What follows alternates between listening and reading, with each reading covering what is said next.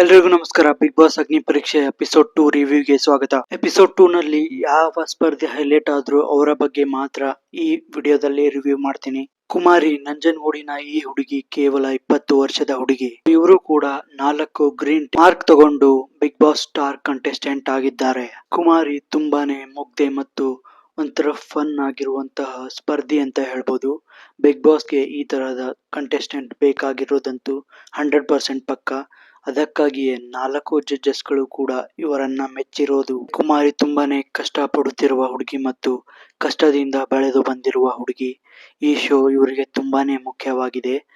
ಆದರೂ ಈ ಹುಡುಗಿ ನಗುವಿನಿಂದ, ಖುಷಿಯಿಂದ, ಒಳ್ಳೆಯ ಎಂಟರ್ಟೈನ್ಮೆಂಟ್ ಈ ಶೋನಲ್ಲಿ ಈ ಹುಡುಗಿಯಿಂದ ನಾವು ನಿರೀಕ್ಷಿಸಬಹುದು. ಇನ್ನು ಬೆಂಗಳೂರಿನ ಧನುಷ್, ಇವರು ಗಿನ್ನಿಸ್ ದಾಖಲೆ ಬರೆದಿರುವ ವ್ಯಕ್ತಿ. ಹೌದು, ಸೈಕ್ಲಿಂಗ್ ಮಾಡಿ ತುಂಬಾನೇ ಹೆಸರು ಸಾಧನೆಯನ್ನ ಮಾಡಿರುವಂತದ್ದು. ಸೊ ಆ ಗಿನ್ನಿಸ್ ರೆಕಾರ್ಡ್ ಸರ್ಟಿಫಿಕೇಟ್ ನ ಈ ಜಡ್ಜಸ್ ಗಳು ಹರಿದು ಹಾಕೋಕೆ ಹೇಳ್ತಾರೆ. ಸೊ ಅದು ಕೂಡ ಆ ಚಾಲೆಂಜ್ ನ ಅಕ್ಸೆಪ್ಟ್ ಮಾಡಿ ಹರಿದು ಹಾಕುತ್ತಾರೆ. ಆದರೆ ಅದು ಜೆರಾಕ್ಸ್ ಮಾಡಿರುವ ಸರ್ಟಿಫಿಕೇಟ್ ಆಗಿತ್ತು. ಬಟ್ ತದನಂತರ ಟಾಸ್ಕ್ ಮುಗಿದ ಮೇಲೆ ಜಡ್ಜಸ್ ಗಳು ಒರಿಜಿನಲ್ ಸರ್ಟಿಫಿಕೇಟ್ ತೋರಿಸಿ ಇದು ಸುಮ್ಮನೆ ಮಾಡಿರೋದು. ಈ ಸ್ಪರ್ಧಿ ಫಿಸಿಕಲಿ ಫಿಟ್ ಇದ್ದಿದ್ದು. ಸೊ ಬಿಗ್ ಬಾಸ್ ಮನೆಯಲ್ಲಿ ಟಾಸ್ಕ್ ಆಡೋಕೆ ಇವರು ಕೂಡ ಸೂಕ್ತ ಅಂತಾನೆ ಹೇಳಬಹುದು. ಇನ್ನು ಅಮ್ಮಕು ಡುಮ್ಕು ಮಂಚ, ಹೌದು, ಇವರು ಬಿಗ್ ಬಾಸ್ ನೆಕ್ಸ್ಟ್ ರೌಂಡ್ಗೆ ಸೆಲೆಕ್ಟ್, ರಿಜೆಕ್ಟ್ ಅಥವಾ ಹೋಲ್ಡ್ ಅಲ್ಲೂ ಕೂಡ ಇಲ್ಲ.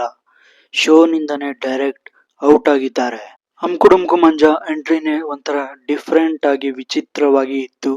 ಸೊ ಜಡ್ಜಸ್ ಗಳಿಗೆ ಏನು ಅರ್ಥವಾಗದೆ ಒಂಥರ ಕನ್ಫ್ಯೂಸ್ ಆಗಿ ಇದ್ರು. ತದನಂತರ ಒಂದು ಟಾಸ್ಕ್ ಕೊಟ್ಟಾಗ, ಅಂದರೆ ಜಡ್ಜಸ್ ಆಮೇಲೆ ಒಂದು ಟಾಸ್ಕ್ ಕೊಟ್ಟರು ಸಂಗೀತ ಶೃಂಗೇರಿಗೆ ಇಂಪ್ರೆಸ್ ಮಾಡಲು.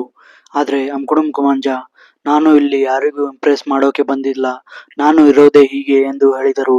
ಸೊ ಆವಾಗ ವಿನಯ್ ಗೌಡ ಗರಂ ಆಗಿ, ನಿನಗೆ ಇಂಪ್ರೆಸ್ ಮಾಡೋಕೆ ಟಾಸ್ಕ್ ಆಗಿಲ್ಲ ಅಂದ್ರೆ ಈಗ ನೀನು ಇಲ್ಲಿಂದ ಹೋಗ್ಬೋದು ಅಂತ ಹೇಳಿದ್ರು. ಜಡ್ಜಸ್ ಗಳು ಈ ಟಾಸ್ಕ್ ನ ಪರೀಕ್ಷೆ ಮಾಡೋಕ್ಕೂ ಮುಂಚೆನೆ ಅಮ್ಕುಡುಮ್ಕು ಮಂಜ ರಿಜೆಕ್ಟ್ ಅಥವಾ ಸೆಲೆಕ್ಟ್ ಮಾಡೋ ಮುಂಚೆನೆ ಈ ಶೋ ಇಂದ ಆಚೆ ಹೋದ್ರು. ಸೊ ಇದಿಷ್ಟು ಬಿಗ್ ಬಾಸ್ ಅಗ್ನಿ ಪರೀಕ್ಷೆ ಎಪಿಸೋಡ್ 2 ನಲ್ಲಿ ಹೈಲೈಟ್ ಆದಂತಹ ಸ್ಪರ್ಧಿಗಳು.